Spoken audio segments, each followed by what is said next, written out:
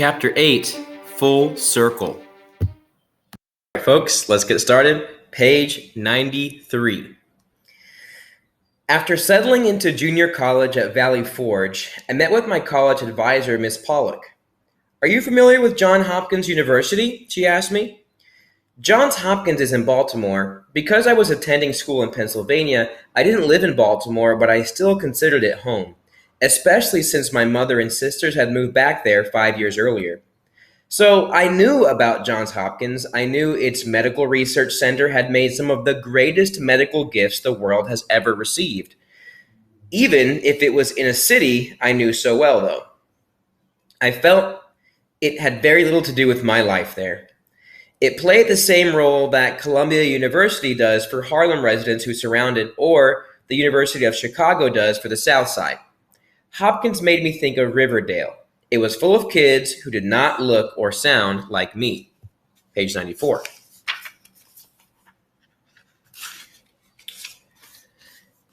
"Yes, ma'am, but I don't want to study medicine," I quickly answered her.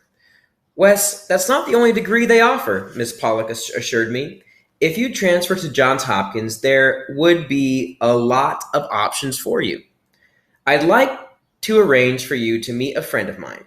He's the assistant director of admissions. His name is Paul White. Just have lunch with him. At the very least, I bet you'll enjoy each other's company." A week later, I sat across the table from Paul White. I was expecting a heavyset, white-haired gentleman who asked for the check the second he heard of my SAT scores. What I found was a black man with a warm personality and a booming voice. He was full of energy, gesturing as he spoke to act out what he was saying. By the end of our meal, he let me know he thought I would fit in great. I was touched. But there was still the matter of getting in. My SAT scores were hundreds of points below Johns Hopkins standards. I may have been a junior college graduate and an Army officer, but I knew that landing admission at Hopkins would be a stretch. So, after filling out the application and mailing it, I put it out of my mind. But months later, I got the large package in the mail. Not only was I accepted, I received scholarship money. I read the letter aloud to my mother over the phone, and she screamed in excitement. I beamed. The feeling of making her proud was almost dizzyingly good. I'd spent so much of my life running from her and her discipline. I had been trying to show her I didn't need her as much as she thought. As I got older, she was easing up. Our relationship wasn't just mother to son, it was now also friend to friend. I realized that Hopkins represented much more than a chance to attend a top school with a great reputation. It was also my chance to go home. I had been craving it. "Wes, the mayor will see you now." As I began walking toward the mahogany door of the mayor's office, I instinctively stuck my hands in my pockets and pushed down, trying to straighten out my pants. For close to a decade, I dressed in a uniform every day. Now, even after 2 years of being back in Baltimore, fashion still wasn't my specialty. This was my best blue suit, but it was too small. "Hey, General, how's everything going?" Mayor Schmoke said as I cautiously entered and shook his hand. General was his nickname for me. He was poking fun at the fact that I was a brand new second lieutenant in the U.S. Army Reserve, which, by the way, is as far from a general as an officer can get. I was on my second internship with the mayor, but he still intimidated me. Every time I stepped into his office, I felt self-conscious. Even his famously toothy grin failed to put me at ease. It was probably because I looked up to him so much. Kurt Schmoke had been the mayor of Baltimore for, page 96, 12 years. The city had changed for the better under his leadership. Baltimore had been named an empowerment zone by President Clinton in 1994. But he was frustrated by how slowly his beloved city was changing. The problems he'd been dealing with for over a decade weren't out of sight. The murder rate had fallen under 300, had not fallen under 300 in years. The rate of sexually transmitted diseases had risen sharply, and so had the teen pregnancy rate. Schmoke was a young, photogenic Yale, Oxford, and Harvard-educated lawyer. and he had come to learn that problems of urban America were bigger than he was. Of course, Baltimore has its rough parts, but to this day it has strengths, history, and opportunity. It's the birthplace of Babe Ruth and Thurgood Marshall, Edgar Allan Poe and Billie Holiday. Francis Scott Key, a lawyer and native Baltimorean, penned the Star-Spangled Banner after watching the British bombardment of our new nation's soldiers at Fort McHenry. Baltimore is the home of B&O Railroad and the best crab cakes anywhere. However, it's also a city that is divided. Almost every other major city in this country leads the same kind of double life. Downtown Baltimore, where the Orioles play and the fancy Inner Harbor lies, is not the whole story. Those who brag about Baltimore often ignore the poorer, grittier areas. Yet, these were the areas Mayor Schmoke gave his attention. He asked me to take a seat on a couch. His office was elegant. Plaques and awards lined the walls, along with photos, page 97, of the mayor with presidents, prime ministers, and everyday Baltimoreans.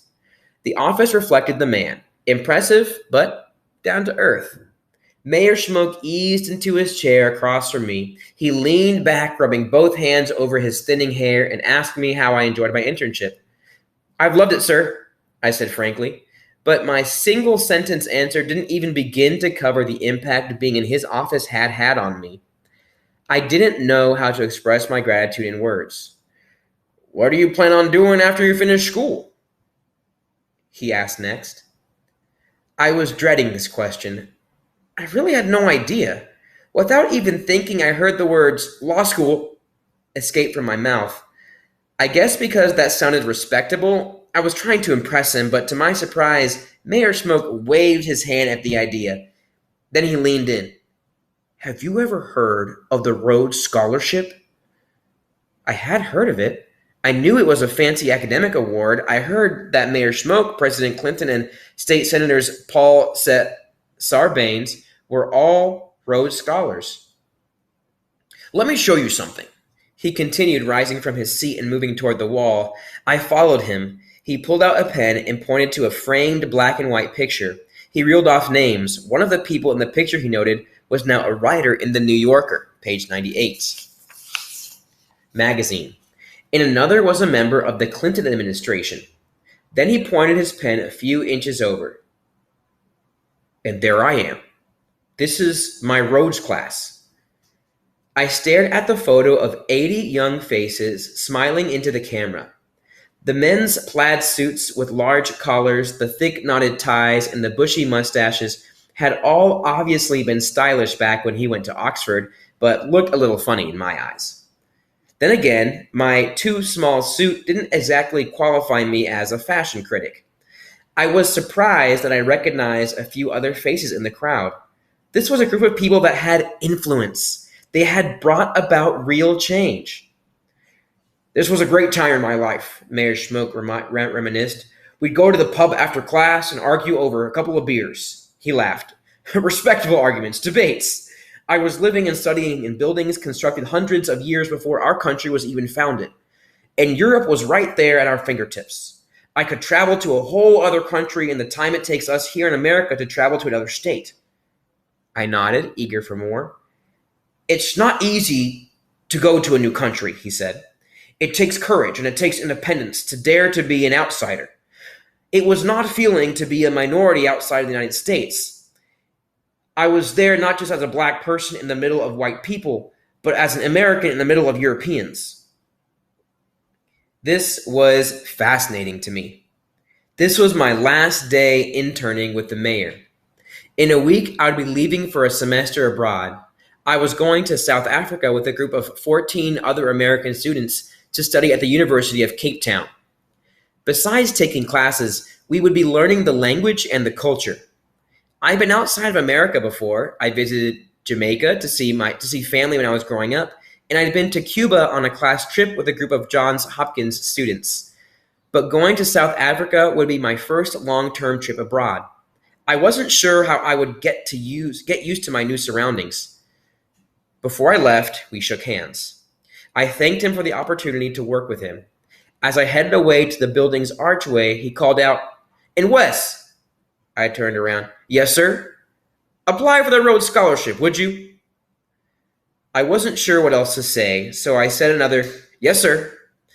Look up who Cecil Rhodes was. Know his legacy before you apply for the scholarship, he added before giving me a final nod and disappearing behind his door. I headed straight to the library to follow the mayor's advice. Cecil Rhodes, I learned, had left an ugly legacy. He was a 19th century businessman who took pride in his greed and his racism. He started the scholarship to enable white men and white men only to get excellent educations. Generations later, this legacy had been turned around for the better. The scholarship could now be used by a person like me, someone a racist like Cecil Rhodes would have despised. It made sense that Mayor Schmoke wanted me, page 100, to learn the history of the scholarship. He wanted me to know that we can change the world that Rhodes and people like him had left for us. I remembered Colin Powell's message. The bloody, violent, painful past is important because it is what has shaped us, but the future doesn't have to repeat the past. It turned out that years ago, Mayor Schmoke had been given the confidence to apply for the Rhodes Scholarship when he'd met Judge Robert Hammerman and Senator Sarbanes of Maryland. Now he was passing the same favor on to me. I thought about Paul White and how he encouraged me to go to Johns Hopkins in the same way 2 years earlier. Mr. White had gotten to know me and my story on a personal level. Having him rooting for me on the inside had obviously helped me. As I got older and was able to peer into a wider world, I was disturbed by the way privilege and preference work in the world and how unfair it could be. So many opportunities in this country are distributed to those who are privileged. The rest of us have to rely on an uncertain mix of chance and hard work. Otherwise, we would keep finding ourselves on the outside of opportunities for power and prestige. People in my parents' generation were so hopeful during the civil rights movement. They hoped to have a shot only to have the rug pulled out from under them. From 1981 to 1989, the education budget was cut in half. Students who couldn't afford college relied on scholarships and grants like Basic Educational Opportunity Grants, known as Pell Grants or Pels. When politicians stopped funding those grants, students were left without the financial support and they were forced to drop out. They were spun right back to the streets and away from their true ambitions. Many of the kids I grew up with in the Bronx, including guys like Shay, who lived outside the law, figured that they'd never have a shot at success outside the hood. Then there were some who started out as underdogs and managed to move up. I was lucky to have supportive, encouraging people to help guide me. Hard work is essential, but you also need people around you who believe you can make it. Otherwise, if you don't think you can succeed, what would you bother working for? It made me think more about the Rhodes Scholarship and Cecil Rhodes' legacy. We can't let the others stay behind like he did. For those of us who are lucky enough to move up, it's our job to pull our brothers and sisters up with us. That's what Mayor Schmoke and Paul White and many others did for me. That concludes Chapter 8.